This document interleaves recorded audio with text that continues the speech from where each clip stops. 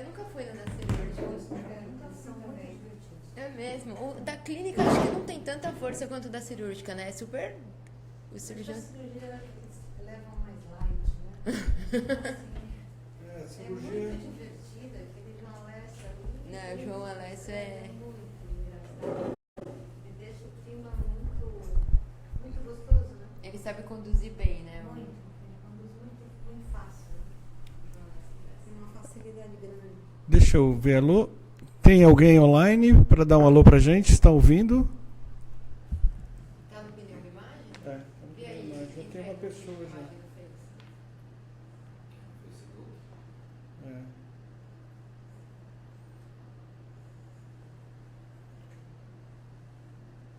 Agora sim, ó. Já tem 3 pessoas. Já tem 3 pessoas. Eu vou acompanhar aqui se tiver perguntas. Tá. Olá, pessoal que está online. Dá só um alô que vocês estão ouvindo, se o som está bom, para a gente iniciar a nossa reunião. Marília já entrou. Quem mais já entrou? Olá, pessoal que está online. Dá só um alô. Estou ouvindo a minha voz aqui. Que coisa irritante minha voz. O som está saindo. Opinião, imagem, Pneu- tecnológica, Não, é a fanpage. Esse daí é o perfil. É o perfil que eu não utilizo mais. Eu estou usando pela fanpage. opinião, imagem. Isso. Empresa médica. Perfeitamente. Tá aqui ao vivo, tá funcionando. Tá entrando, né? Ah, o comentário, legal. É. Bom, nós vamos dar início então à nossa reunião da pneumologia. Hoje nós vamos fazer uma sessão de casos clínicos e deixa eu ver aqui se eu apareço aqui, pelo menos para o povo ver aqui. E aí depois a Daniele vai fazer a apresentação da reunião, a Daniele Bedin, que é coordenadora aqui da reunião também. Desde esse ano é coordenadora da reunião. Ela é pós-graduanda da Unifesp, pneumologista. Depois o Dr. Bruno Beraldo vai fazer comentários. O Dr. Bruno também é pós-graduando da Unifesp. E o Dr. Fábio Necrix, que é radiologista pela USP e médico radiologista aqui do Hospital Samaritano. Então, vou deixar a palavra com a Dani, ela vai fazer a apresentação do caso, abrir para os comentários e a gente vai debatendo. Vocês que estiverem aí na internet, quiser colocar o comentário, dúvidas, perguntas, a gente vai apresentando aqui para o pessoal também. Boa noite, meu nome é Daniele. Então, vou apresentar o caso clínico espero a ajuda de todos para tentar solucionar.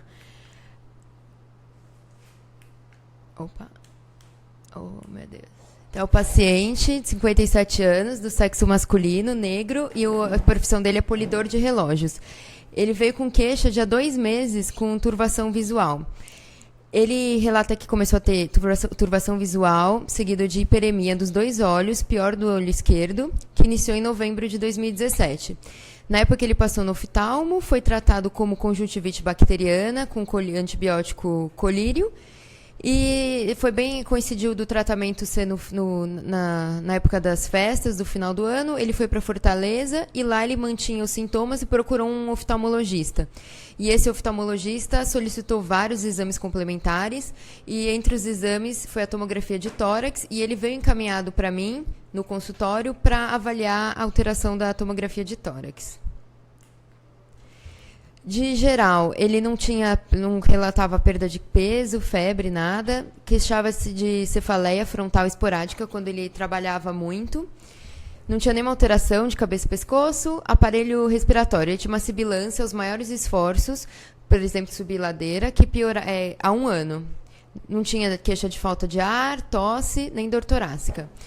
Outra coisa, do aparelho cardiovascular, ele falou que há 3 anos ele apresentou uma taquicardia imotivada, foi para o pronto-socorro, foi diagnosticado de arritmia, ele não sabia falar qual arritmia, mas ele precisou fazer cardioversão elétrica e ficou por 1 ano com amiodarona.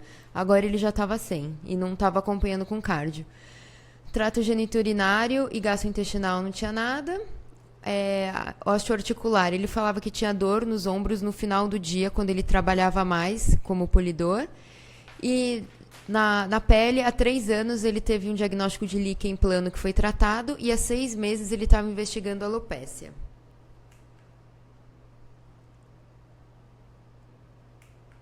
Opa. De hábito ex-tabagista, parou há 25 anos, ele fumou por pouco tempo, por 6 anos, e era só aos finais de semana. negava etilismo, nega exposição a mofo, pássaro, poeira. O irmão teve tuberculose há 40 anos, mas ele falou que tinha pouco contato com esse irmão, não tinha nenhuma comorbidade e não estava usando nenhum remédio. No exame físico, no consultório, ele estava bem, em estado geral. Ele tinha essa alopécia occipital, não tinha nenhuma alteração de pele, não tinha linfonodo palpável, nada. Exame cardiológico normal, exame respiratório normal, também saturando 99, com frequência normal. E aí eu fiz o degrau com ele no consultório e foi para 98, não teve desaturação. E abdômen normal e edema, não tinha edema em membros inferiores, panturrilhas, nada. E aí, a radiografia, ou tomografia de tórax.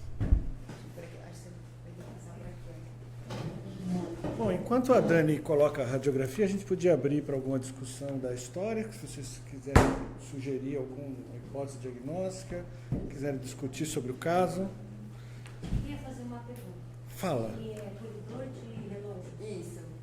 Sempre nessa atividade? O que exatamente ele faz quando vai polir o relógio? O que ele faz?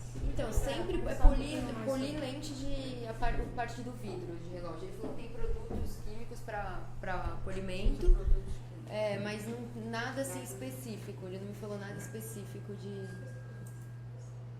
Mas ele sempre trabalhou com isso, sempre. Atual e pregressa também? Isso, sempre trabalhou com isso. Quem faz polimento de relógio mexe com o quê? Então ele até tentou me descrever tipo um líquido que ele passa no relógio e fica passando como se fosse uma lixinha, não é lixa, né, que fala. É uma coisa pra deixar, assim, relevo, deixar totalmente lisa.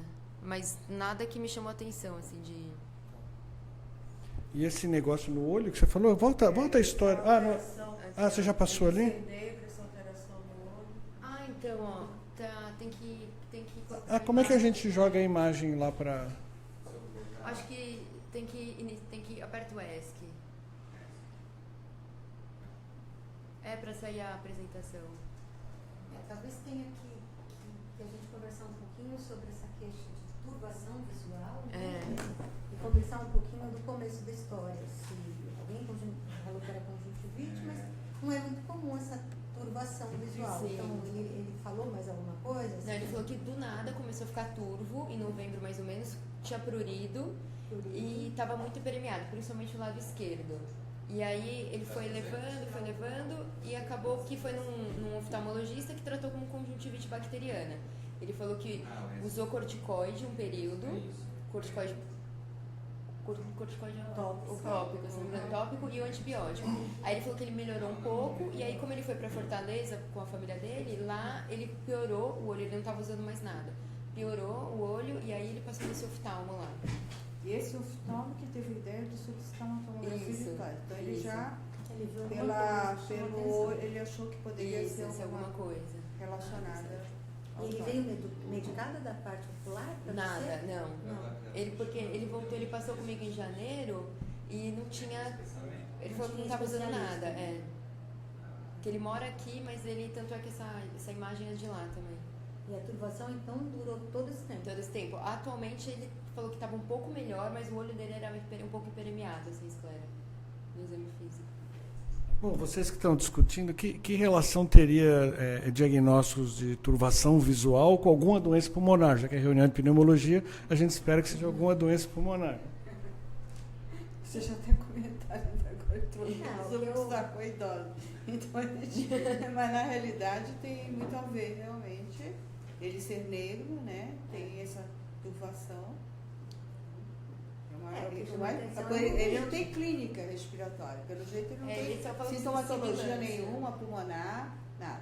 Mas, provavelmente, por esse histórico dele, o próprio oftalmo... Não, ele tem sintomatologia, sim. Ele sibilava quando faz esforço. Ele tem, na história, aparece um ano, não é assim? Isso. Então, ele tinha uma história que ele não valorizou, apareceu agora, mas há um ano ele tem dificuldade para médios ou pequenos esforços. Então, ele tem uma pequena história.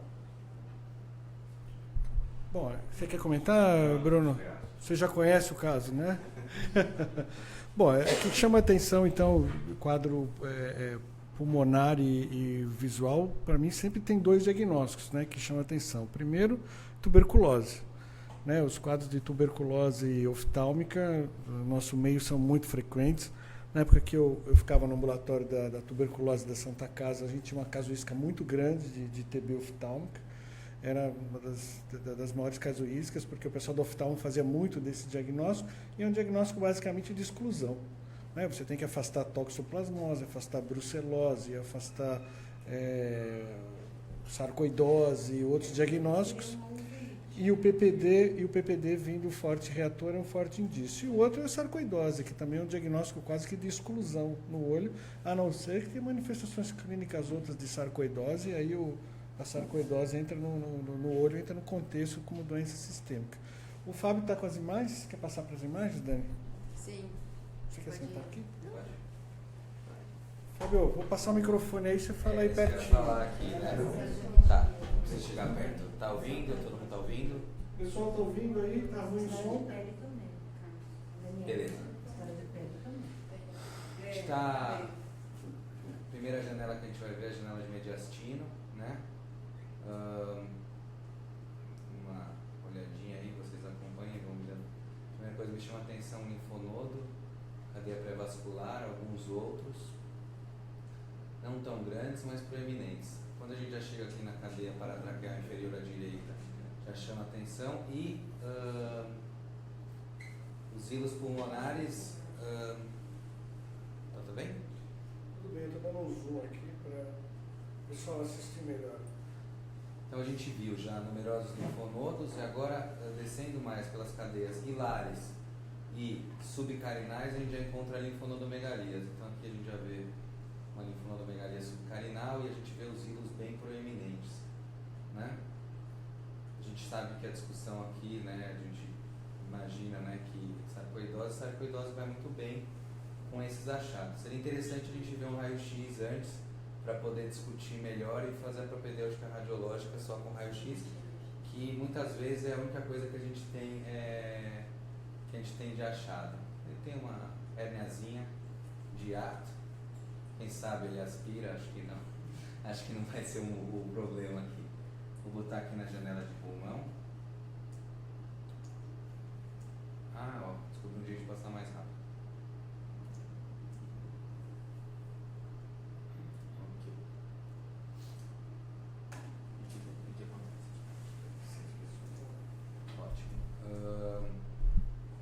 Vem da janela pulmonar, a gente encontra algumas opacidades em vidro fosco, alguns nodulinhos aqui subpleurais, a gente vê esse, aqui a gente vê um aqui junto da fissura, outros, né? A gente vê praticamente alguns nódulos de distribuição perifissural aqui também, vocês conseguem acompanhar, a gente vê que a fissura tem um nodulinho, aqui umas opacidades em vidro fosco. E a gente percebe até, se você olhar aqui tem outro, né? Aqui tem outros nódulos. Passa devagarinho para a gente. Desculpa. Tá. Deixa eu só voltar aqui. É o costume. A gente se esquece disso. Vamos lá. Então, ó, já chama a atenção aqui um nódulo, a gente vê que está junto do feixe peribroncovascular, tá? Algumas opacidades em vidro fosco também dentro desse feixe, aqui junto desse feixe venoso. Vou começar pelo lado direito, né? Depois eu volto, tá? Aqui a gente já vê as fissuras, né? Então, lembrando, a gente tem um achado de hilos proeminentes com linfonodomegalias. Vamos prestar atenção nas fissuras. A gente vê alguns nodulinhos perifissurais. Dessa morfologia alongada, a gente pensa em linfonodos. Linfonodomegalias hilares, linfonodomegalias subcarinais, outros nódulos aqui, justafissurais, também de morfologia alongada. Veja, isso não é um achado que pode acontecer quando ele é único, mas não tão proeminente, tão numeroso. Não está muito numeroso, mas também não é tão normal você ver, olha aqui, ó, agora aqui já chama mais atenção. Fissura já está mais espessada, irregular, que é no aspecto nodular. Aqui já vê outro nódulo. Aqui, isso aqui é um achado bem interessante. A gente está vendo aqui, tem uns nodulinhos, né, junto do feixe peribroncovascular, certo? Esse aqui é um deles, então a gente está vendo aqui o bronco, a artéria, aqui o nodulinho. E se você olhar, tem um aspecto que parece que está meio sujo esse pulmão, né? Mas quando a gente... deixa eu ver se a gente tem como dar um zoom aqui. Não sei como é que faz. Mas se a gente olhar aqui, parece que a localização desses nódulos é uma localização mais fissural, né? De fissuras interlobulares do que pulmonar mesmo. A gente vai até a periferia, porque a periferia não é poupada, a gente vai e chega até aqui. Aqui também, aqui no lobo médio, a gente vê outros nodulinhos, tá? E a gente também vê esses achados semelhantes, só que na base pulmonar. Tá vendo? Vai até a periferia e ele caminha como se fosse dentro de uma, como eu posso dizer, dentro de uma linha espessada, como se fosse a fissura espessada. Então a gente está vendo praticamente uma doença que tem uma distribuição perilinfática, linfonodomegalias, hilares e doença pulmonar de distribuição perilinfática. Vamos, enquanto a gente vai subindo, agora vamos começar a olhar o pulmão do lado esquerdo. Outro nodulinho, né? Outro, né? Uma doença um pouco assimétrica, né? Mas não tanto. Outras alterações aqui junto do feixe, certo? Outro nódulo aqui subpleural. Mas a gente tem esses achados, né? De certa forma o pulmão ainda está preservado. Deixa eu fazer uma pergunta para você.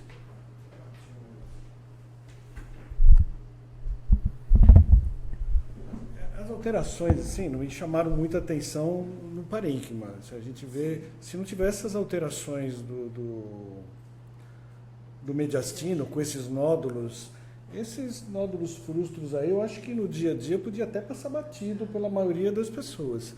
Como é que você diferencia um nódulo desses daí? Você valoriza como um nódulo realmente patológico ou se é um linfonodo pulmonar perdido aí no meio? Tem alguma característica tomográfica que você possa passar aí pra gente? É uma ótima pergunta essa, porque de fato linfonodos intrapulmonares são achados muito comuns na prática clínica radiológica. Primeira coisa, a radiologia torácica ela vem junto com uma propedêutica clínica muito bem elaborada. A gente tem uma história que sugere. O achado incidental de um ou outro, realmente, a gente pode deixar passar batido, é um achado inespecífico. Mas em vista de um contexto clínico do paciente com essa história que foi passada e com hilos pulmonares proeminentes, com linfonodomegalias mediastinais, certo? E com esses nódulos numerosos de distribuição perilinfática, a gente não está falando de um ou outro, a gente está falando de vários. E a gente vê, principalmente aqui na fissura pulmonar aqui do lado direito, na fissura oblíqua, a gente vê que a gente tem franca doença, né? Ela é espessada mesmo, essa fissura. A gente vê uma doença perilinfática. Então essa é a diferença. Quando o achado ele é incidental e ele é um achado inespecífico, não existem esses achados exuberantes. A gente vê um linfonodo isolado ou outro, um nódulo subpleural, um outro de distribuição perilinfática, não vai chamar a atenção da gente. Mas vendo uma doença que realmente ela é preponderante com essa distribuição, a gente não pode deixar quieto. Agora, lógico, vamos agora juntar. A gente vê que, pelo menos em boa parte, o pulmão é poupado, né? Esse paciente, ele não tem alterações pulmonares muito relevantes. Então, a radiografia de tórax seria bacana, porque a radiografia de tórax a gente consegue estadiar, né? Na hipótese diagnóstica de sarcoidose, essa hipótese deveria ser aventada com esses achados, a gente consegue separar em 4 estágios, do 0, na verdade 5, né? Porque é do 0 ao 4. E esses estágios são o seguinte: o 0 não tem alteração nenhuma, o 1 nós temos linfonodomegalias, o 2 nós temos alterações pulmonares com linfonodomegalias hilares, na fase 3 nós só temos alterações pulmonares e na fase 4 nós temos fibrose pulmonar, que é a evolução final da doença, mais grave obviamente. E nesse caso a gente já tem alterações pulmonares associadas, menos exuberantes, mas nós já temos. Com linfonodomegalia seria o estágio 2. Essa é outra pergunta que eu vou fazer. Né?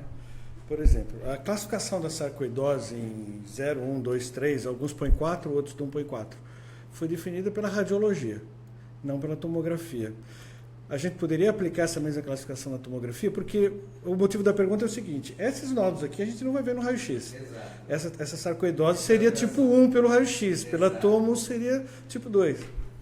Veja, a gente tem uma questão que a radiografia, o Dr. Mauro levantou muito bem essa bola, porque de fato esses achados são pouco relevantes na radiografia. Apesar de eu achar que esses achados aqui no lobo médio, a gente já conseguiria chamar um pouco a atenção. Então a gente já tem alteração pulmonar.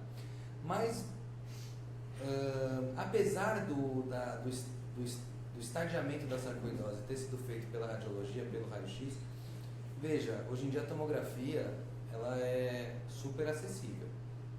E, assim, já está meio proscrito você ficar fazendo... você fazer rastreamento só pelo raio-x em paciente de risco, né? Então, hoje em dia a tomografia é super acessível. Então, eu acho que sim, a gente consegue utilizar isso. Apesar de lógico, a descrição ela é feita para raio-x, mas isso não inviabiliza o fato da gente saber as alterações e saber o que está o caminho natural da doença. E o caminho natural da doença é esse, é do 0 ao 4, quando não tratado. Alguém quer fazer um comentário mais? O Bruno, né? O Bruno faz endoscopia, broncoscopia. Não vou perguntar coisas mais específicas, mas uma broncoscopia convencional, que é o que a maioria das pessoas tem no seu serviço e pode pedir como exame diagnóstico no consultório, para o convênio, para o doente internado, sem pensar em coisas mais sofisticadas. Alguma dessas alterações parenquimatosas alcançaria? Ou como é que você alcançaria o mediastino pela broncoscopia aí? Então, aí, doutor, a nossa disposição num serviço mais requintado, digamos, que tenha ultrassom endoscópico, a gente poderia fazer o EBUS para poder biopsiar esses linfonodos paratraqueais. Agora, a maioria dos serviços no Brasil, a gente não tem um EBUS disponível. Então, a broncoscopia convencional, que você vai fazer só um lavado broncoalveolar, uma biópsia transbrônquica, a gente consegue biopsiar aquelas regiões que têm as alterações, né, que foram descritas. E, em conjunto, o lavado com a biópsia, você consegue ter um rendimento muito bom para o diagnóstico da sarcoidose.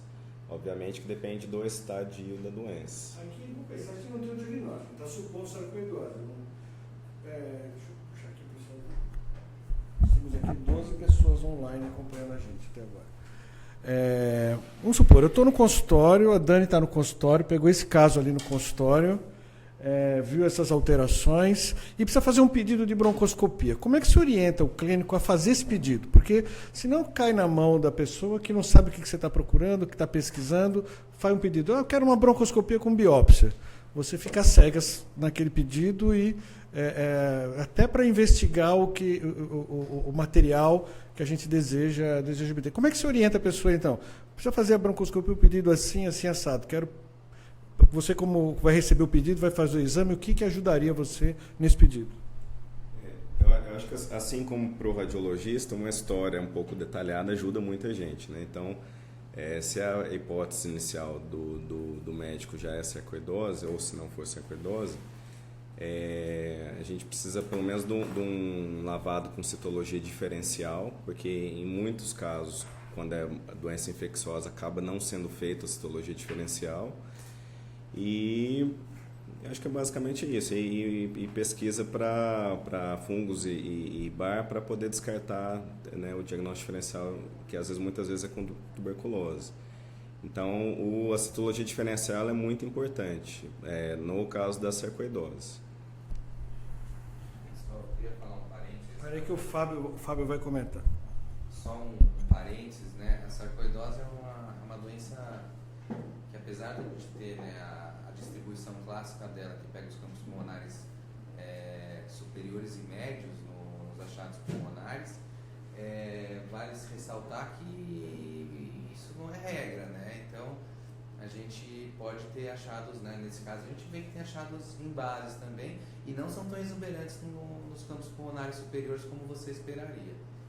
Você poderia fazer um diferencial nessa tomografia, fazer um diferencial por uma doença linfoproliferativa, por exemplo, ou quais os achados aí que te falam contra linfoproliferativa? O fungo também, né, que pode dar esses nódulos e linfonodo, né? Os achados aqui eles são realmente muito clássicos para a gente pensar em sarcoidose, né? Uma doença linfática com essa distribuição. Doenças linfoproliferativas, de fato, sim, linfonodomegalias hilares e pelo resto mediastino a gente pode pensar, e justamente também acometendo também as fissuras entram no diferencial. É óbvio que linfoma, por exemplo, linfoma pulmonar, você pode até encontrar francas consolidações, distribuição pele-broncovascular, então também entra, né?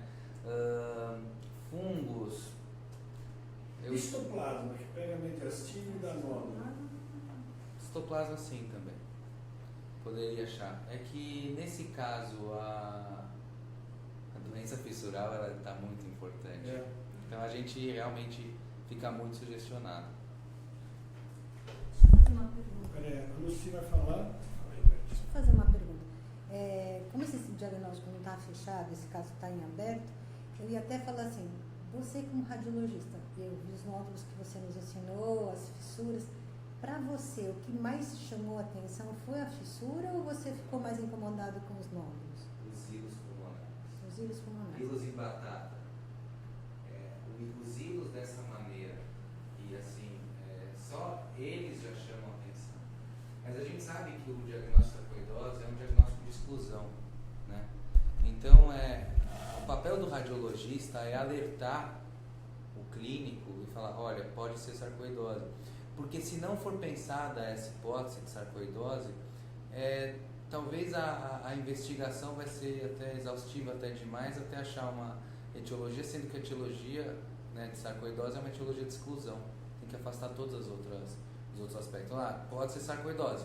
Vamos afastar, não veio nada? Realmente, a gente vai tratar a sarcoidose. Mas se eu não levantar essa hipótese, e veja, a gente está num centro de excelência, aqui a gente está numa reunião do Hospital Samaritano, que é um dos maiores hospitais de São Paulo, mas esse caso ele não é para o Hospital Samaritano, ele pode ser pelo resto do país.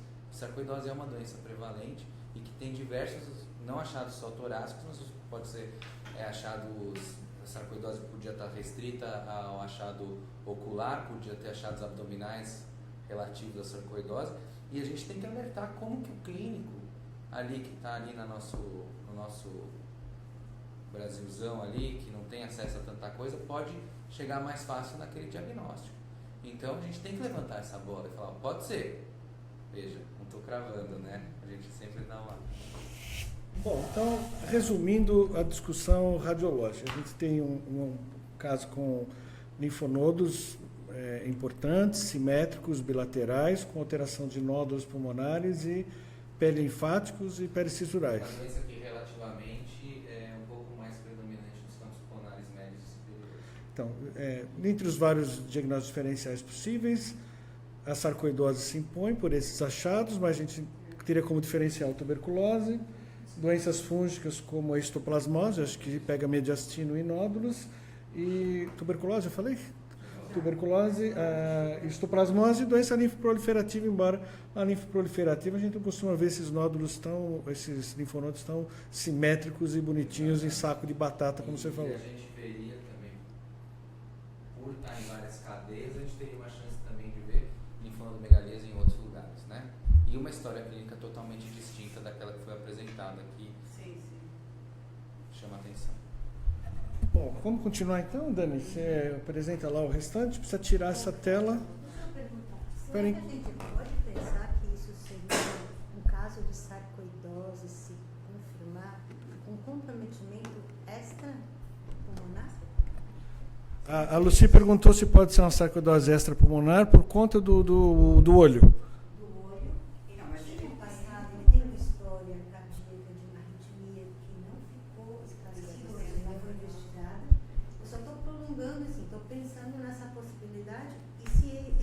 seria viável pensar nessa possibilidade até mais para a gente conduzir tratamento. Sim.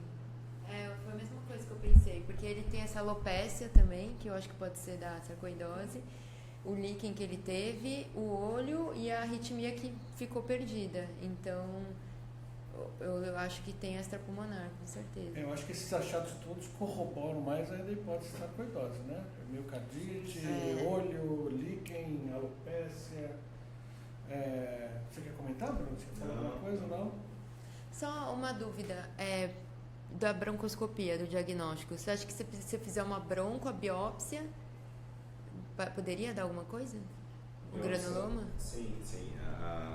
Eu vou depois fazer uma pequena revisão sobre o assunto, mas de acordo com o estadio da doença, o rendimento ele muda. Mas nesse daí? Nesse que tem comprometimento linfonodal e parenquimatoso, o rendimento ele é muito bom. Ele é em torno de 70%, 80% em alguns serviços, né? Então, a gente poderia... Eu acho que uma sarcoidose mais exuberante pulmonar chegaria nesse nível. Eu acho que nessa aqui ficaria naqueles 10 a 20% de falta de rendimento. Eu faria bronco com o lavado, com a biópsia, pediria aí a pesquisa da citologia, CD4, CD8, as pesquisas dos bichos todos, né, da microbiologia, mas eu faria junto, no mesmo tempo, uma ecoendoscopia, para pegar via esôfago um linfonodo, porque eu acho que a ecoendoscopia é um procedimento que hoje em dia está um pouco mais comum, mais do que o próprio EBUS, né, até porque... uma ecoendoscopia, acho que chegaria nesses linfonodos infracarinais com facilidade aí, chegaria ao diagnóstico facinho. Você vai passar lá? Só tem mais um. Coloca aí pra mim. Né? Precisa tirar essa tela, colocar outra tela. O pessoal que está acompanhando pela internet, quiser colocar alguma pergunta, fazer alguma observação, comentário, ou discordar de tudo que nós estamos falando, fica à vontade. Não, de baixo. Você já deu o diagnóstico aí. E aí tem que fazer alguma coisa. Ali, no canto inferior direito. Aqui nessa... Não. Aí. Do lado. Tá quente, do lado aí. Pois colagenose também.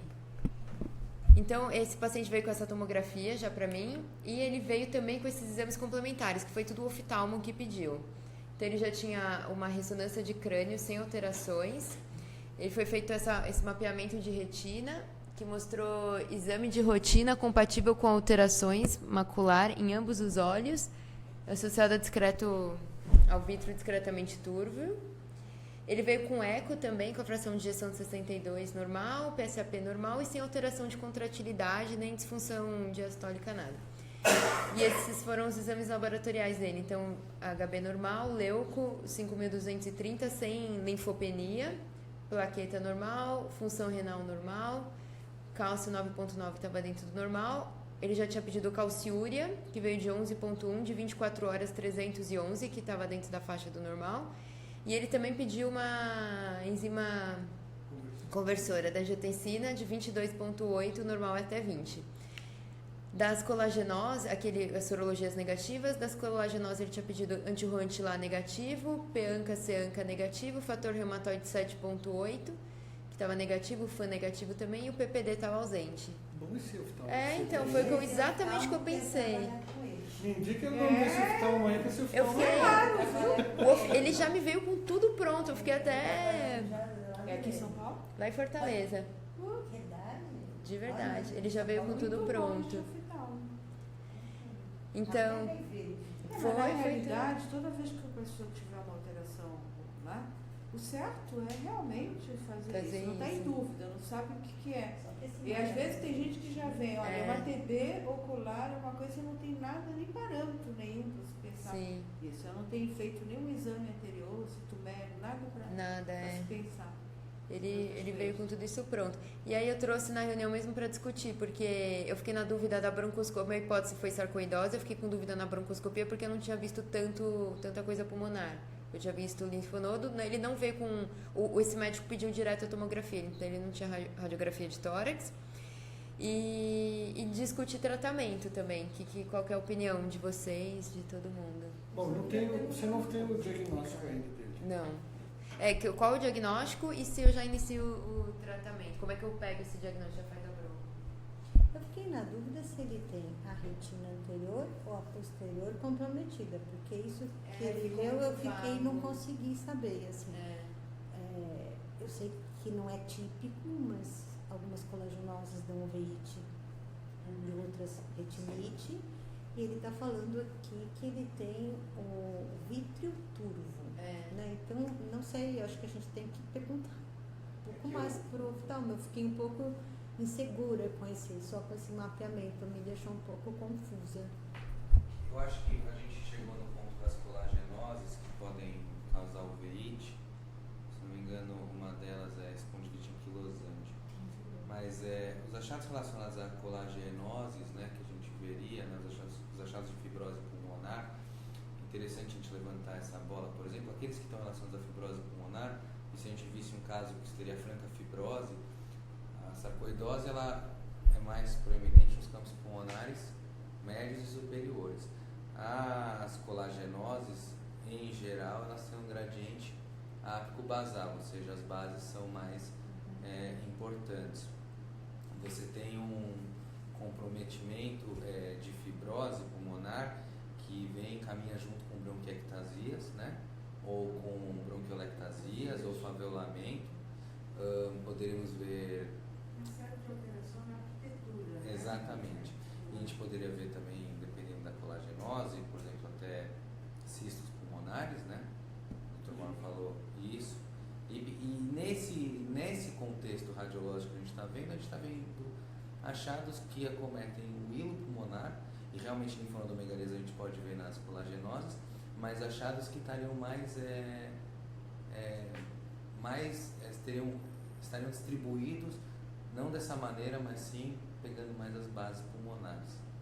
Então acho que ainda assim, mesmo pensando em colagenoses, outras como diferencial eu não descartaria, mas os achados radiológicos não são os mais comuns para outras colagenoses.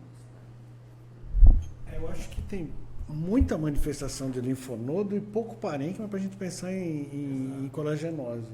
Né? Claro que a manifestação em ocular, alopecia, essas outras coisas podiam estar evidentes, mas assim, o parênquima tão poupado, né? E agora com essa pesquisa aí de FAN negativo, esses marcadores negativos, eu afasto completamente. Eu acho que, como você colocou, né, a sarcoidose é principal. E faria bronco, mas eu fazia uma ecoendoscopia junto no mesmo tempo. Pediria para ele abordar esse linfonodo do mediastino, porque vai vir facinho. Não dá para começar o tratamento antes do diagnóstico, né? Vai que você tem um azar de ter uma histoplasmose aí, mas não é. Geralmente na sarcoidose o PPD é negativo. Exatamente. Você vai mostrar alguma coisa lá pra gente? Vou fazer só uma breve revisão. Deixa eu falar sobre o diagnóstico, não vai? Então já... Antes. Abre lá o seu. Aí depois continua. Enquanto a gente troca ali a apresentação, se vocês que estão acompanhando quiserem fazer um comentário, dar um likezinho aí, compartilhar. Então, eu não pedi, vai voltar para Ou eu pedi volta para ver alguma coisa de arritmia. A prova de função vida normal, esqueci de por aí. precisa apertar o ESC, né, para sair aqui. Então, ele passou agora, é recente esse. Não é? Nossa, eu fiquei assustada com esse hospital que vai voltar. Muito bom.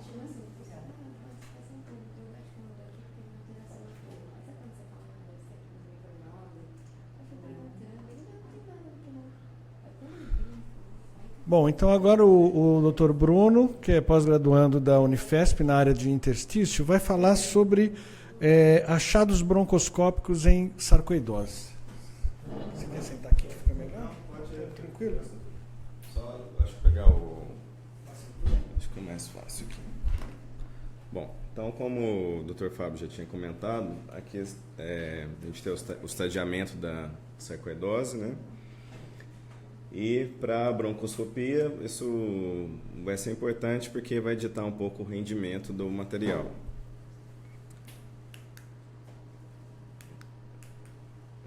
Foca aqui.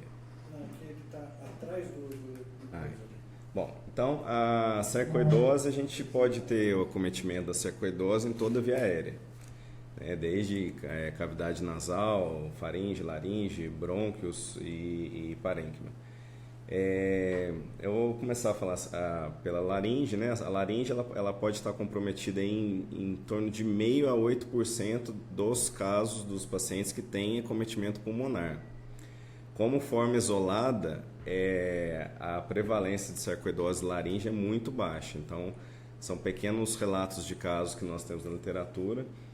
E basicamente a gente vê uma laringe com vários placas, né, nódulos elevados, esbranquiçados, podendo ter edema das estruturas da laringe posterior, das cartilagens cricoaretinoides, comissura posterior, e em geral a epiglote ela fica numa forma ogival. Então isso é basicamente o que a gente costuma ver no exame. Obviamente com alterações desse tipo estaria indicado a biópsia, né?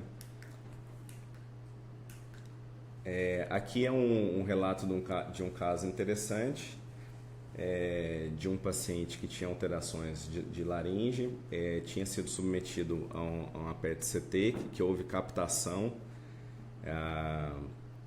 em região de laringe, e aí na biópsia veio o granuloma não caseoso.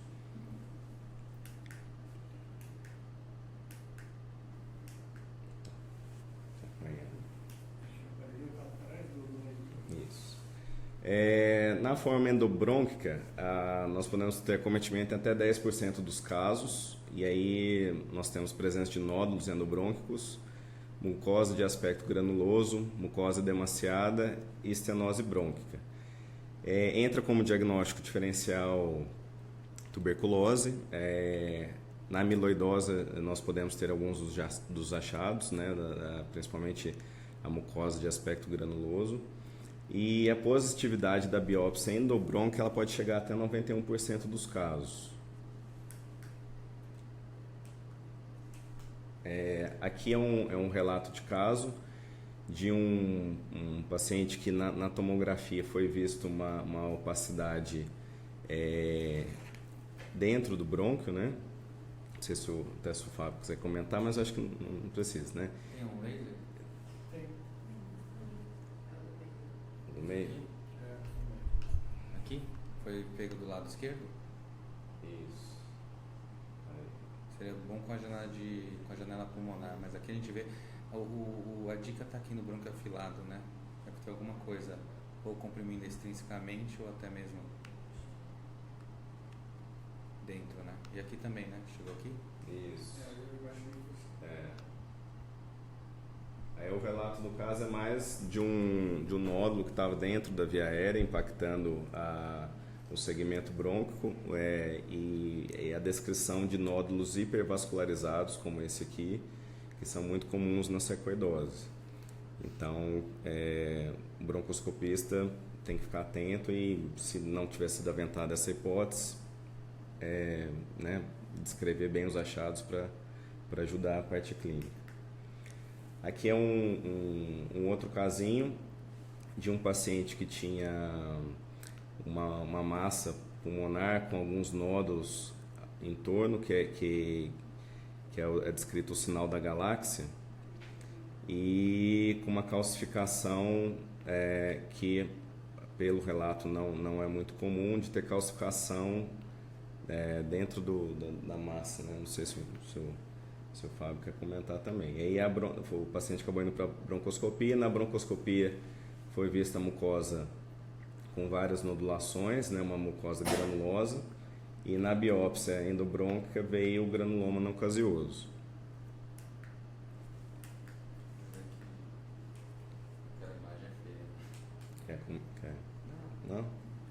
Já está falado. Aqui mais um casinho para ilustrar. Então, a mucosa toda irregular, com várias nodulações, né, bem permeada. E aí, partindo para o lavado, aqui eu coloquei o que seria o lavado normal, né, o diferencial normal do lavado, que basicamente ele é mais às custas de macrófagos, né? Então a gente tem de 80% a 90% de macrófagos, de 15% de 5 a 15% de linfócitos. Na sarcoidose, não é só da sarcoidose, mas é mais característico a relação CD4 e CD8 maior do que 3,5, 3,5. Essa relação tem uma especificidade de 94% a 96%, só que nos pacientes mais idosos, mais velhos, a relação pode estar aumentada também. Uma linfocitose acima de 25% também sugere, né? Mas não dá só para culpar a sarcoidose, né? Doença granulomatosa, nós temos linfocitose. E pode também haver aumento de mastócito no diferencial. Lembrando que em paciente em fase avançada, nós podemos ter neutrofilia no lavado, em aumento do linfócito TCD8. E quando há a presença de neutrofilia ou aumento do linfócito TCD8, em geral está correlacionado com uma menor resposta ao tratamento clínico. Então ajuda também porque tem vários estudos que relatam o uso da relação CD4-CD8 à medida que você vai tratando o paciente. Se houver queda da relação, é um bom sinal que o paciente está respondendo ao tratamento. Na biópsia transbrônquica, então os estudos que tem em sarcoidose, o rendimento diagnóstico ele aumenta de acordo com o número de fragmentos obtidos, então é recomendado pelo menos 4 a 5 fragmentos. No estadio 1 pode ultrapassar 50%, isso obviamente varia muito de serviço para serviço, mas é um dado aí de somatório de estudos. Estadio 2 e 3 acima de 80% e estadio 4 de fibrose em torno de 60%. Esse estudo aqui publicado em 2001, que foi um estudo grande, em sarcoidose, relatou que quando a biópsia endobrônquica era colocada em prática junto com a transbrônquica, o rendimento poderia aumentar em torno de 20%, o rendimento da biópsia transbrônquica, né? Então o uso da biópsia endobrônquica poderia aumentar o rendimento da biópsia transbrônquica, especialmente na presença de tosse persistente ou anormalidades visíveis na mucosa, como relatado anteriormente. Em relação à endoscopia endobrônquica, nós temos 4 cadeias linfonodais biopsiáveis. Em geral, o que seria mais fácil, mais comum de biopsiar seria a cadeia 4 para a traqueal inferior e a subcarinal. Nesse estudo aqui publicado em 2014, com 130 pacientes, um estudo grande, foi feita uma randomização e os pacientes, 2 grupos, um foi feito biópsia guiada por ultrassom e outro biópsia com agulha fina, né, uma biópsia sem ultrassom.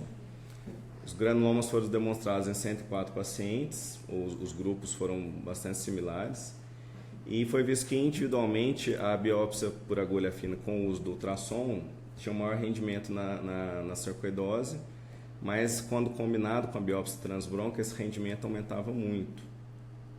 Então, aqui nós temos o rendimento isolado do EBUS, em torno de 75%, a biópsia por agulha fina, né, em torno de 48%, e a biópsia brônquica em torno de 36%.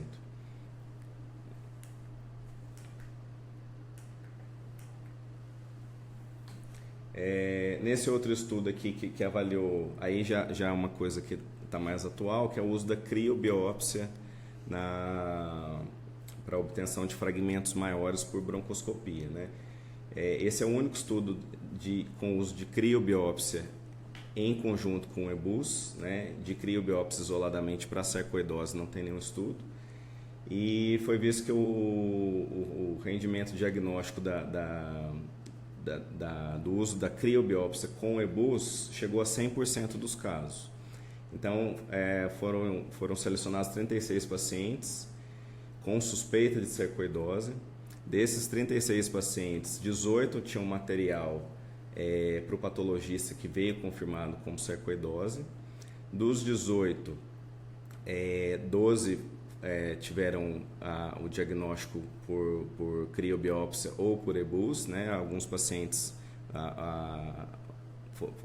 teve o diagnóstico pelos 2 procedimentos. E a taxa de complicação, que é um pouco maior do que a biópsia transbrônquica com a criobiópsia, foi em torno de 11%. Então, é um estudo interessante porque a criobiópsia está se tornando um procedimento no exterior que já está bem consolidado. No Brasil, a gente está começando a fazer. A aparelhagem toda? Ou o exame? O exame ele é colocado na rotina, então, por enquanto, não tem um preço definido. O custo do aparelho também para a instituição não é caro, porque é em torno de R$140 mil. E é um procedimento que está surgindo aí para ajudar bastante a nossa prática clínica. Aqui é só para exemplificar um estudo publicado em 2017, uma meta-análise grande comparando criobiópsia com biópsia transbrônquica com biópsia por vídeo em doenças intersticiais. Então, como eu disse, não tem um estudo específico para sarcoidose, mas se a gente extrapolar isso para a sarcoidose, então nós temos na biópsia transbrônquica um rendimento em torno de 64%, com a criobiópsia 84% e com a videotoracoscopia 91%. Então, o rendimento da crio ele é muito similar ao rendimento da cirurgia por vídeo. A taxa de complicação da crio é um pouco maior em relação à biópsia transbrônquica, e isso varia muito de acordo com a experiência de quem faz, né? Tem a curva de aprendizado. O sangramento ele é maior porque o fragmento ele é em torno de 5 vezes maior do que o da biópsia transbrônquica, mas tem se provado um método muito seguro para a gente obter material sem precisar o paciente ir para a cirurgia, né? E aqui só para fechar, demonstrando aqui para o patologista, né, o tamanho do fragmento da biópsia transbrônquica com a criobiópsia com a biópsia por vídeo. Então, o fragmento que a gente consegue obter pela broncoscopia é em torno de 1 centímetro. E não tem artefato de esmagamento, o fragmento vem limpo para o patologista poder olhar, né? Então, é o que temos aí de novidade. Você tem feito isso? Sim. Você foi estudar? A minha tese é em criobiópsia. A gente está fazendo lá na escola já. Você faz um exame? Sim. O exame assim, é uma broncoscopia convencional, só um aparelho que... Mas como é que... Fala rapidamente, assim, como é que é feito o exame? Qual a diferença dessa para uma broncoscopia normal? Na realização do processo? A diferença da criobiópsia é o aparelho, ele é do tamanho de um eletrocautério. A sonda é uma sonda com uma ponta romba, ela tem uma ponta de ouro. E a gente utiliza um gás que pode ser ou gás carbônico, CO2, ou óxido nitroso para congelar. Então o gás está em alta pressão, ele é liberado rapidamente e isso faz com que a ponta da sonda congele. E no aparelho a gente consegue colocar o tempo de congelamento, que é em torno de 5, 6 segundos. E você faz a broncoscopia convencional, entra com a sonda pelo aparelho mesmo. A sondinha que vai congelar, aloca no segmento que a gente quer obter o material. É recomendado fazer com radioscopia, porque se fizer muito perto da pleura, a taxa de pneumotórax aumenta muito, porque o fragmento é muito grande.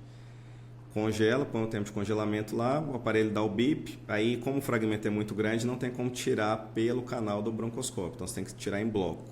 Tem que tirar o broncoscópio com a sonda, tirar tudo. E aí, alguns autores recomendam usar um balão de Fogarty na hora que você tira. Para cada 4 fragmentos, você tem que colocar 4 vezes. 4 vezes. Só que daí para a criobiópsia, a maioria dos estudos tira 1 a 2 fragmentos. Não precisa tirar 4. Então, essa é a vantagem, porque o fragmento é muito grande. Maiores, porque a biópsia transbrônquica, a desvantagem é porque como é uma pinça, uma boca, a hora que pega o fragmento, ele rasga o fragmento. E aí vem com artefato de esmagamento, vem com vários artefatos. Então, no Brasil está começando a fazer, a primeira pessoa que fez foi o Dr. Guilherme Montal, de Salvador. E Na USP já está fazendo, na Unifesp a gente está fazendo, no Rio tem um pessoal que está fazendo, então está começando a popularizar. E é isso. Vocês querem explorar o Bruno com relação à criobiópsia? Isso seria, você está falando só na concordância, seria de modo geral, para todos os diagnósticos, seria bem melhor fazer, Para a doença intersticial, bem melhor. principalmente para a doença intersticial. Porque a desvantagem da doença intersticial é que muitas vezes o paciente tem que ir para a biópsia cirúrgica, porque não consegue prever. E aí tem até estudo já de avaliação de custo, que o custo para o paciente ele faz e vai embora no mesmo dia, né? Não precisa pôr dreno de tórax, não precisa ir para UTI, então o custo pro serviço é muito mais baixo. E o rendimento é parecido com o da biópsia cirúrgica. Menos invasivo. Menos invasivo. Dani, alguma pergunta aí sobre criobiópsia, endoscopia, broncoscopia, EBUS? Você faz EBUS também? EBUS não. Ainda não. Acho que serve de É a volta. próxima etapa, né? Aqui Segura em aí. São Paulo, EBUS são poucos lugares. público só o HC, Só HC, Santa Casa comprou aparelho e lá na Unifesp também comprou aparelho. mas, por exemplo, Einstein, Sírio, não. Aí os particulares têm. Ali tem. Bom, o que eu tinha programado aqui, como a Dani comentou, que ia trazer um caso de sarcoidose, uma breve revisão de sarcoidose, focando também em imagem. Aproveitar que o Fábio está aqui. Só para, rapidamente, a definição, que é uma doença sistêmica, de etiologia desconhecida, granulomas não caseosos, como o Fábio colocou, que se manifesta com aqueles nódulos pulmonares, né? Podem evoluir para fibrose pulmonar e pode ter basicamente duas formas, autolimitada ou crônica persistente. Predomina em mulheres, terceira, quinta década, mais na raça negra. A hipótese é que seja uma resposta aberrante ou autoimune a um agente infeccioso ou ambiental, indivíduos geneticamente predispostos, como a doença não tem uma causa ainda conhecida, definida, então isso é em aberto. Propõe-se que seja exposição a micobactérias, ou a micoplasma, ou essas outras bactérias aqui, até mesmo vírus, ou exposição a talco, zircônio. Tem até uma hipótese de transmissão interpessoal. Você que faz interstício lá deve ter ouvido falar. Tem um estudo que já fizeram muito tempo atrás num corpo de bombeiros, acho que nos Estados Unidos, que vários bombeiros tiveram. Fizeram até essa hipótese de... Teve do pós-World Trade Center. Mas isso foi... Não é do World Trade Center, é um outro, não tinha relação com o World Trade Center. No World Trade Center teve também sarcoidose, foi? Então tem alguma dessas coisas de exposição aqui. Bom, granulomas não caseosos, como o Fábio colocou, região peribronquiolar, subpleural e septos, é isso que a gente vê na tomo, né? Podem regredir espontaneamente ou evoluir. A maioria dos casos das lesões são no pulmão. O segundo região acometida é linfonodo, pele 25. Então, no caso da Dani, basicamente era isso, né, Dani? Fora essas outras situações aqui. Então, a região ocular pode dar glândula, uveíte, catarata, dacrocistite. Eu nem lembro o que é dacrocistite. Quem faz o... Inflamação da glândula lacrimal, né? Inflamação da glândula lacrimal, nem lembrava. Aqui eritema nodoso, no seu caso tinha eritema nodoso ou não? Tem líquido inflando. Na verdade, o que me viu na época deu o diagnóstico de lupus. Mas Não tem biópsia de pele. Mas o líquen também pode, né? Líquen, lúpus pérneo, pode ter também. Aqui então, eritema nodoso, tem até a síndrome de Löfgren, né? Que é eritema, poliartrite, linfadenopatia bilateral.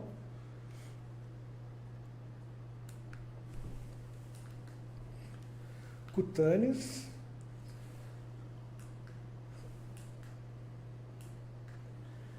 Essa aqui é o caso de uma moça que procurou no consultório. Ela tem 40 anos, uma nutricionista.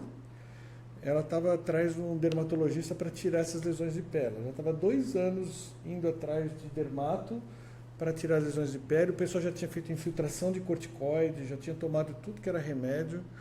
E ela, você vê que aqui não tem nada, tá vendo? Ela estava super maquiada. Ela veio muito maquiada. Aí ela veio porque alguém fez um raio-x e tinha alterações no pulmão. Eu olhei o raio-x e a tomografia e falei, isso é sarcoidose. Eu falei, alguém já falou em sarcoidose com você? Ela falou, não, nunca ninguém falou sobre essa hipótese. Ela estava desistindo de acompanhar, porque 2 anos tomando remédio não melhorava, e o hematologista achou que ela tinha um linfoma por causa dos linfonodos e mandou para eu ver. Aí ela nem me falou disso daqui. Aí eu olhei o rosto dela e vi umas manchas. Falei, você tem umas manchas no rosto. Ah, isso aqui me incomoda. Aí que ela conta essa história dos 2 anos. Eu falei, tira sua maquiagem. Aí ela foi lá no banheiro e tirou a maquiagem. Eu olhei isso aqui e falei, não. Aí com aquelas lesões no pulmão, você viu que ela tapeava bem aqui, com sei lá, os cremes que vocês mulheres passam. É. Passa aí um creminho. Exatamente, cortei. Não, ele vai filtrando. Bom, e aí eu falei, bom, isso aqui deve ser sarcoidose. E realmente depois eu tenho os outros exames dela, eu vou mostrar para vocês. Aqui também manifestação cutânea de sarcoidose. Aqui é figura de livro, né? De lúpus pernio que eu tinha. Antes e depois. Isso aí não são casos meus, mas aqui é figura de livro. Articular. Deve doer esse dedo, hein? Bom, a classificação a gente já comentou aqui na discussão. Não sei se convém discutir de novo a classificação. Mostrar os raios-x e o Fábio comenta. Então aqui temos alguns raios-x de sarcoidose. Em vez de eu comentar, eu deixo o Fábio, que é rádio, comentar. Esse raio-x não chama muita atenção, talvez os hilos um pouco proeminentes, mas assim, né? Se fosse esse hilo... Só para te ajudar, são todos casos de sarcoidose. Não, obviamente. Então, se a gente já sabe que são casos de sarcoidose, já tem alteração. Então, o hilo proeminente está estágio 1 da sarcoidose, né? Estágio 1, que é só... Não tem manifestação pulmonar, só manifestação hilar. Estágio 2, hilos proeminentes com manifestação pulmonar. Vários nódulos, né? Isso. Vamos lá. Então, a gente tem um infiltrado bilateral, um infiltrado meio retículo nodular, né? E você vê que vai até a periferia, então você imagina que ele pode estar relacionado à doença perilinfática, de aspecto simétrico. Nesse caso não é mais evidente nos campos pulmonares médios superiores, mas isso também não faz diferença dentro dos achados hilares e pulmonares. Que o Dr. Mauro já separou. Aí a gente continua, né? A tomografia dá uma ajudada porque o raio-x não facilitou nossa vida. Os hilos muito proeminentes, mas a gente vê na tomografia de tórax, né, que você já vê que tem alguns achados relacionados a interstício, principalmente do lado esquerdo, que a gente está vendo lesões subpleurais e justafissurais, se não me engano. Tem uma fissurazinha com um nódulo. Tem um nódulinho aqui perifissural, e aqui você vê as alterações. Do outro lado tem bastante nódulo. Do outro lado também, mas aqui chamam muito a atenção. Aqui também tem, a gente vê que vai justo no feixe peribroncovascular também, aqui a fissura doente. Você acha que essa área cardíaca é doença? Aqui, não. Isso aqui é uma janela de pulmão e acabou. Se não tivesse a janela de mediastino, chamaria atenção, mas essa área cardíaca, ao meu ver, não me parece que está aumentada. No raio-x também não chama sua atenção. Eu teria que medir, né? Fica difícil. Eu acho que, por exemplo, se você pegar essa área aqui, eu acho que essa área cardíaca, por exemplo, ela está compatível, não chama muita atenção. Mas assim, a gente não daria para ficar falando muito, só por esse raio-x não chama atenção, essa tomografia não tem janela de mediastina, então dificulta a nossa vida. Eu posso passar, né? Voltando ao estágio, então a gente já vê que os hilos já não estão mais, né, proeminentes, e a gente continua com um infiltrado, né, e nesse a gente vê que até um pouco mais é proeminente aqui nos campos pulmonares médios e superior. Sem hilo a gente pensaria no estágio 3 de tuberculose. Desculpa, sarcoidose. Doença granulomatosa, ou seja, ose. E, bem, aqui a gente, né, pedaço, né, de uma tomografia de pulmão numa janela pulmonar, e de novo a gente não vê os hilos pulmonares proeminentes, mas a gente vê múltiplos nódulos e também de distribuição perilinfática. A gente vê a fissura doente, a gente vê nódulos adjacentes com distribuição junto do feixe peribroncovascular, fissuras comprometidas, né? Aqui a gente tem um pouquinho evidente, aqui a fissura pulmonar bem doente, né? E os nódulos indo até a periferia, a gente pensa na doença de distribuição perilinfática. É bem característico essa distribuição perifissural, né? E perifeixe. Esse corte aqui, você vê que a qualidade da imagem nem está muito boa, porque é um corte antigo, a tomografia daquelas mas tá ótimo, corte fotografia exato. Ainda, né? Mas o corte, mas tá ótimo. Pegou bem legal isso aqui. Essa também, essa aqui é assimétrica, né? É bacana que a gente só tem um corte, mas a gente percebe, por exemplo, que a gente tem um maior acometimento dos lobos superior, né? E aqui acho que também deve ter talvez um pouquinho mais, acho que esse é o lobo superior aí, não sei se é o médio, mas aqui é o lobo superior. A gente vê que os lobos inferiores estão de certa maneira poupados e os nódulos aqui de distribuição justa fissural e perilinfática junto do feixe, e principalmente aqui desse lado esquerdo, né? E a gente vê, olha que bonito, a gente vê aqui pegando o interstício axial todo doente, né? Então a gente vê a luz do brônquio reduzida, né? Com todos esses achados aqui no espessamento nodulariforme do interstício axial. E os hilos proeminentes, né? Então a gente, nesse caso, achados pulmonares e hilares, a gente pensaria no estágio 2 da sarcoidose. Esse corte eu achei tão interessante, eu coloquei, porque aqui tem tanto nódulo broncovascular que parece até um broncograma aéreo. Né? Não é broncograma aéreo, é um desenho do bronco de tanto nódulo que está em volta dele. Né? Ou você acha que não é broncograma isso aí? Né? Não é broncograma. Na verdade, uma das questões que a gente tem que se lembrar é que junto da parede do brônquio e que vai junto com o vaso, a gente tem interstício pulmonar, né? E nesse caminho você também tem doença que pode ter acometimento linfático. Então, uma das coisas que isso chama atenção, e às vezes os desavisados podem pensar, que isso é espessamento parietal brônquico por broncopatia inflamatória. E não, né? A gente vê esse achado em si, a gente tem que pensar que na verdade é o interstício axial que está sendo acometido.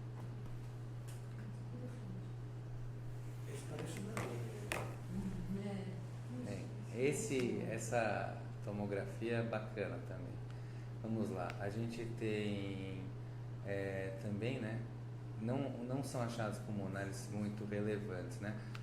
De certa maneira, a gente tem uma alternação em mosaico do parênquima pulmonar aqui. Então, botou essa figura de meio de pegadinha, né? Mas a gente tem alterações, né? Também aqui subpleurais, né? A gente está bem sugestionado, porque se você olhar aqui que ele ajudou a nossa vida e deu um zoom aqui nesse pedaço, a gente vê que ele tem doença aqui do espessamento septal pulmonar, né? Mas essa tomografia não é uma tomografia que você ia chegar e falar que é sarcoidose. Na aula de sarcoidose aqui a gente vai falar que isso é sarcoidose, mas se me aparecesse essa tomografia, eu não ia falar nada disso. Mas a gente vê que quando dá o zoom, a gente vê que tem um pouco de doença septal. Mas de fato, e falando, né, a gente vê até que tem um pouquinho de nódulos aqui, mas isso não são achados clássicos de sarcoidose, e principalmente nessa localização. Seria interessante ver como que estão os cortes pulmonares mais superiores, né, para ver se tem algum acometimento. E, bem, aqui nós temos achados pulmonares, mas paciente, tá? Na região do umbigo é o e mesmo. nas bases. Olha só. E a gente vê que nesse caso aqui nós temos doença padrão de fibrose pulmonar, né? E essa fibrose pulmonar, aqui já é a base, né? E a gente vê que essa fibrose pulmonar ela vem com bronquiectasias, bronquiolectasias, né? E você tem de certa maneira, né, um acometimento aqui periférico, e na base pulmonar a gente não está vendo tantas alterações intersticiais como a gente está vendo nesse corte do campo pulmonar médio, mas a gente vê espessamento de septos, né? Lembrando que a gente estava falando na aula sobre a distribuição de doença reumatológica, né? A sarcoidose, ao contrário das doenças reumatológicas na sua média em si, ela tem acometimento principalmente nos campos pulmonares superiores e médios. E é o que a gente está vendo nesse achado, então a gente pode pensar nessa possibilidade dentro de um contexto clínico adequado. E aí seria o estágio 4 da sarcoidose. Aqui a gente já vê a evolução da doença, a gente vê com linfonodos que são hiperdensos, né, espontaneamente hiperdensos. Então a gente está vendo uma tomografia sem contraste e linfonodos com conteúdo exatamente em casca de ovo, né, um conteúdo espontaneamente hiperdenso, que é um achado típico da sarcoidose também. E aí nesse caso a gente não tem a janela de pulmão para saber qual o estágio que está. Eu coloquei mais para ter a característica da imagem, né? Aqui é um caso. Deixa eu colocar aqui caso que eu estou. Vai lá. Bom, todos esses casos aí foram casos que eu fotografei, que eu vi mesmo. Esse aqui é recente. Olha aqui, tem muito linfonodo na região infracarinal que região aqui a gente pode chamar perilar, né? E aqui, praticamente 6, 8 meses depois de corticoide, mais ou menos a mesma altura, uma regressão muito significativa. Praticamente não tem mais doença. Praticamente não. E aí a gente tem diagnóstico de sarcoidose que tem que fazer o etiológico, né, que a gente discutiu o tempo todo, biópsia, um diagnóstico funcional para ver a atividade da doença. Aí a gente já comentou esses aspectos, né, acho que não convém a gente reforçar. Tem a possibilidade da transbronca, que já foi comentado, ecoendoscopia, o EBUS, vídeo, mediacinoscopia mais antigamente. Agora, com esses métodos novos broncoscópicos, a gente dificilmente está indo para uma mediacinoscopia. Eventualmente transparietal, se tiver linfonodo periférico, biopsiar o linfonodo periférico e a própria pele quando tem a pele. E aqui é um caso recente, uma senhora de 58 anos, também que estava sendo acompanhada com outra especialidade. Ela já estava chorando por uma hipótese de neoplasia que tinham dado para ela. E aí no corredor alguém me pediu, um colega pediu para eu ver esse caso, falou, dá uma olhadinha nessa tomo para mim. Eu olhei e falei, essa moça tem sarcoidose, né? Ela falou, não tem diagnóstico ainda, a gente já fez investigação, já tinha feito tudo que era exame, marcador, etc. E a gente viu esses pequenos nódulos perifissurais. Isso, descreve aí. A gente vê, são os mesmos achados, né, mais exuberantes do que o nosso caso, o índice, mas a gente vê múltiplos nódulos, né, vai até a periferia, então a gente vê nódulos subpleurais, nódulos perifissurais, né, e nódulos de distribuição septal, né, e esses achados todos em conjunto, a gente pensa que os nódulos em si têm distribuição de nódulos perilinfáticos. Aí a dúvida que eles tinham nesse caso era essa massa aqui. Né? Tinha essa massa que a broncoscopia não tinha alcançado, o diagnóstico dos nódulos e da doença não tinha sido dado por via menos invasiva, então foi optado por uma transparietal, feita aqui mesmo pelo serviço de radiologia, o Dr. Klaus. Aí a gente vê direitinho a agulha entrando direto dentro da lesão e realmente confirmou o diagnóstico de sarcoidose. E aqui é o mesmo caso, aquela massa, depois já de praticamente um ano aí de corticoide, ficou essa imagem. Isso. E ele vem acompanhando esse nódulozinho aqui, ele vem instável o tempo todo. Naquele anterior,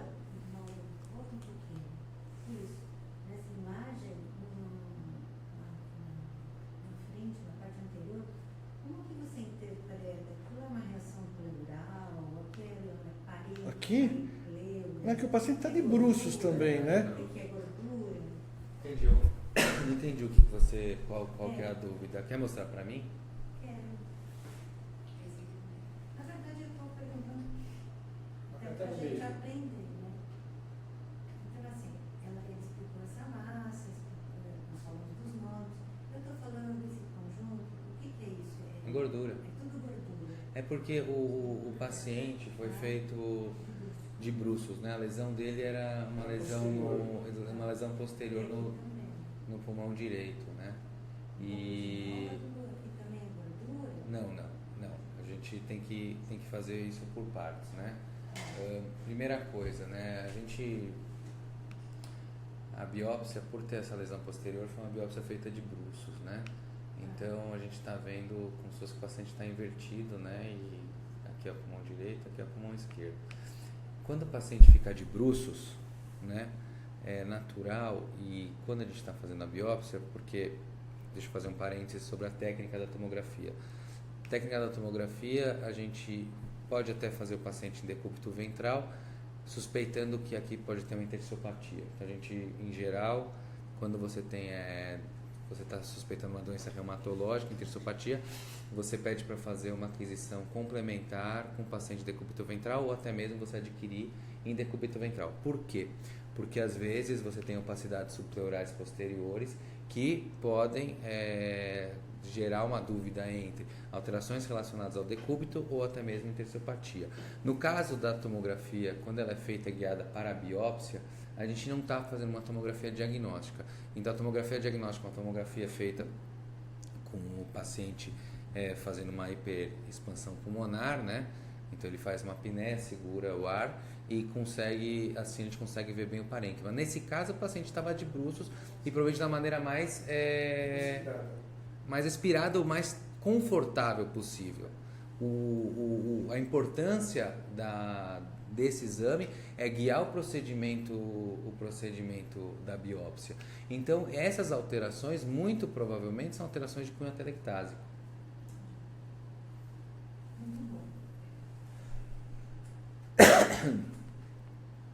Bom, o diagnóstico funcional, não sei se a Dani quer comentar alguma coisa sobre funcional, espirometria. Não, a espirometria... Não, você vai falar isso, acho que você vai falar mesmo. Que a espirometria pode vir normal, na maioria, pode vir distúrbio obstrutivo ou distúrbio restritivo nos casos mais graves, né, quando já tem fibrose. E é importante ver difusão também, para ver alteração de troca gasosa, e quando suspeita de doença restritiva, pela fibrose faz a medida da capacidade pulmonar. É isso, né? Quer falar de atividade também? Exames de atividade? Pode falar, ia falar isso também. Pode ir. A gente tem exames de atividade da doença, que é a enzima conversora da angiotensina, o lavado, a relação CD4-CD8 que o Bruno já comentou, dosagem do cálcio sérico e urinário, mapeamento com galho hoje está cada vez mais em desuso, né? Vocês levam em consideração ainda no ambulatório de interstício? Galho não, né? Galho foi para o espaço já, né?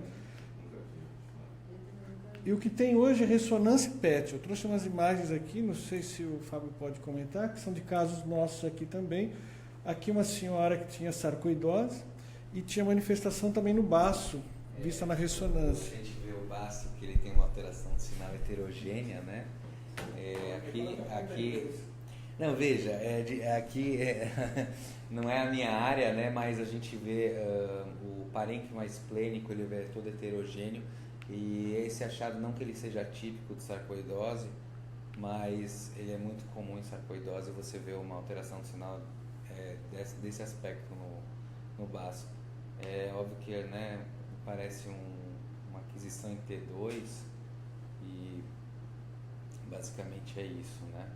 Mas a gente pode levar isso daqui. Essas alterações também podem ser no parênquima hepático também pode chamar atenção da mesma maneira.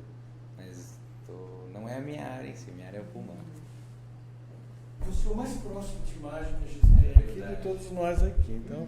É verdade. Esse caso, essa senhora tinha uma sarcoidose pulmonar, linfonodal e aqui também outros órgãos, né, baço no caso. Corticoide não estava resolvendo, os marcadores dela sempre altos, eu encaminhei para uma colega que mexe exclusivamente ou quase bastante com isso. e quis associar o imunossupressor. Só que a paciente não quis tomar o imunossupressor. Ela quis continuar insistindo com o corticoide. Felizmente, depois de 2 anos, a doença entrou em remissão, mas bem com o xingoide e as coisas do corticoide, ela não quis usar o imunossupressor até para poupar o corticoide. Tem aqui uma comparação entre o PET-CT e a ressonância para sarcoidose cardíaca, que era uma coisa do caso, nem sabia que o seu caso tinha coisa cardíaca, mas é uma manifestação. Você quer comentar sobre sarcoidose cardíaca? Lá é a atual ambulatório, quando vai fazer o screening da sarcoidose, fazer o Holter, e porque tem várias alterações do Holter também que sugere, né? E pedir ressonância para o paciente. Ressonância cardíaca. O resultado da ressonância cardíaca para a sarcoidose é melhor que o PET, é pior. Porque aqui os estudos são um pouco divergentes. Uns falam a favor do PET, outros falam a favor da ressonância. O que você tem lá na discussão sobre isso? Assim, é o habitual que o Dr. Pereira, que é o chefe do ambulatório, ele sempre pede a ressonância. Pediu para ressonância. É bem provável que ele confie mais na ressonância para sarcoidose cardíaca do que o PET. Porque aqui, esse estudo coloca que ressonância 87 de sensibilidade e 76 de especificidade, bem melhor que o PET. Já esse outro coloca o PET com praticamente 100% em comparação à ressonância, embora os dados da ressonância sejam bons aqui também, né? Então, o PET-CT na sarcoidose ele serve para diagnóstico, seguimento e prognóstico. E hoje o que tem se usado muito é PET, né? Pelo menos no serviço que pode usar o PET. Então, o que a gente pode fazer o PET na sarcoidose?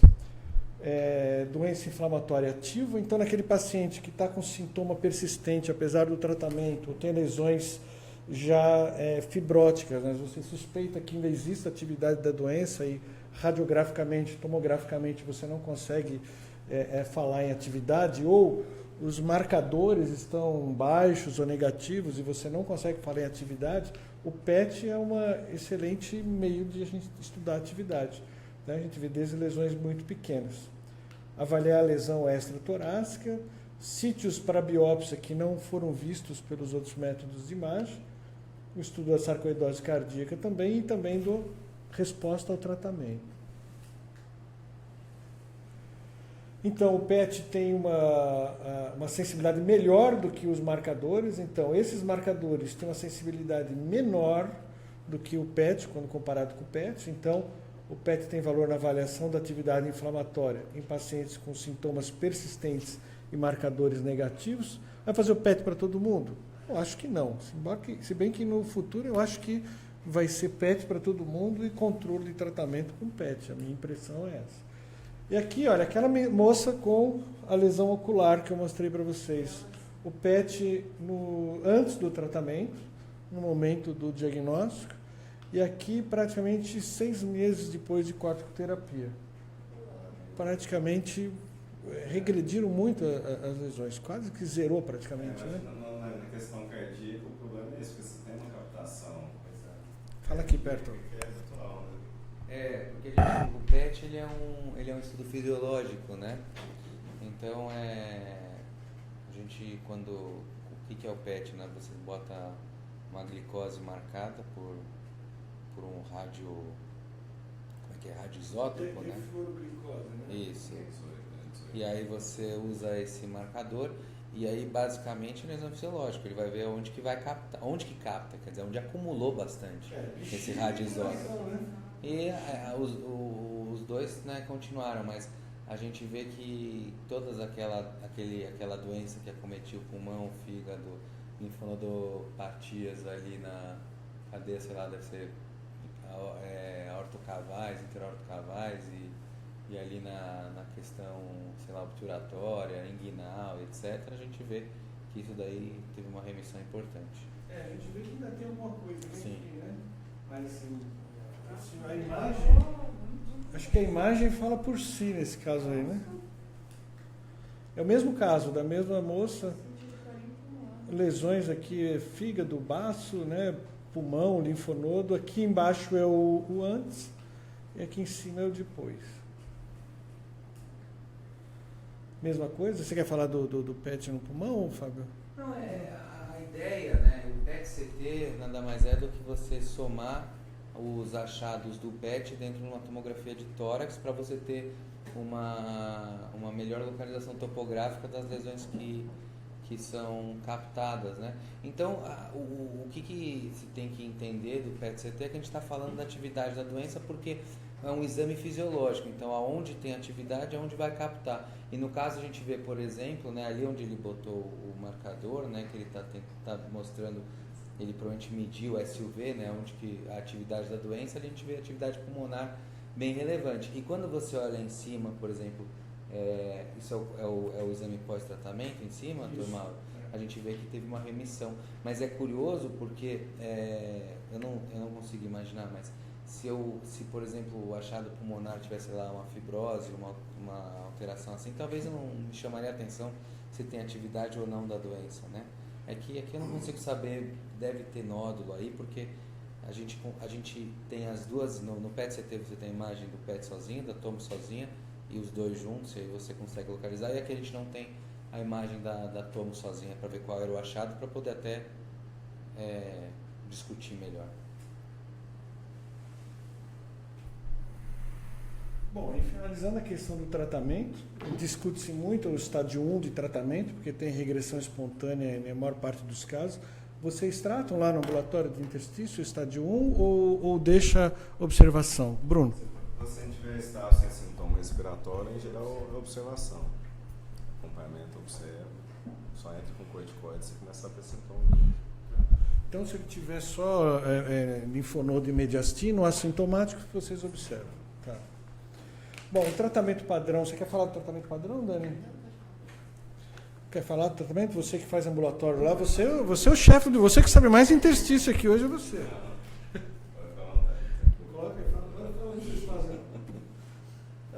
O tratamento, eu acho que o senhor já tinha comentado em relação ao caso que o senhor tinha entendido, né?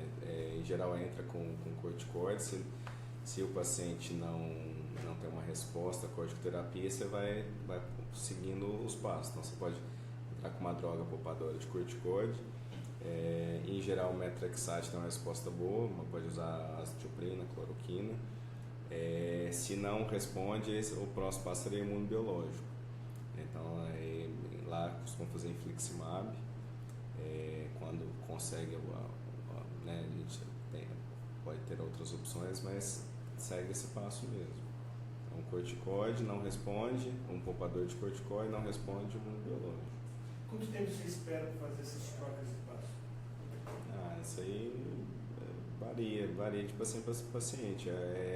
Que a resposta às medicações, eu acho que pelo menos aí tem que esperar alguns meses, né? Uns 2, 3 meses para ver se realmente está tendo algum benefício. Acompanha uns 6 meses, mas eu acho que é mais fácil o senhor falar a sua experiência. Vocês têm muito casos? Tem muito.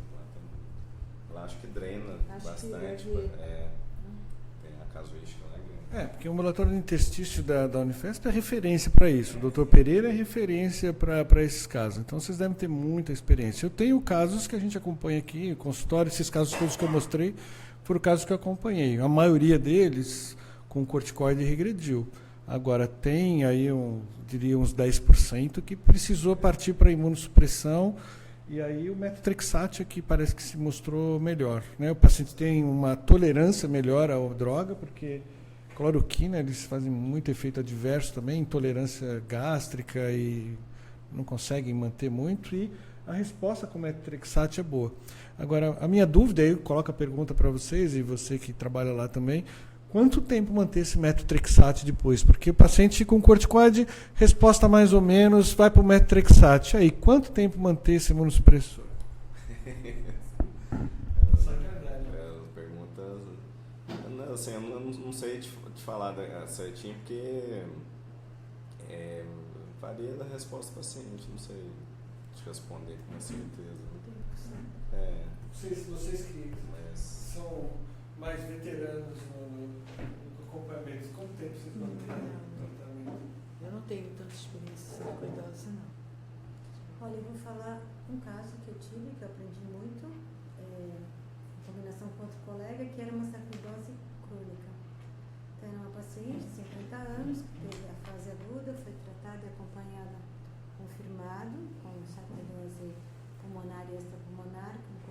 tireoide, ela respondeu muito bem. Ao prazo de quase um ano, nós tiramos a medicação, ela ficou praticamente 2, 3 anos assintomática, e depois ela começou com a pele e recidivou.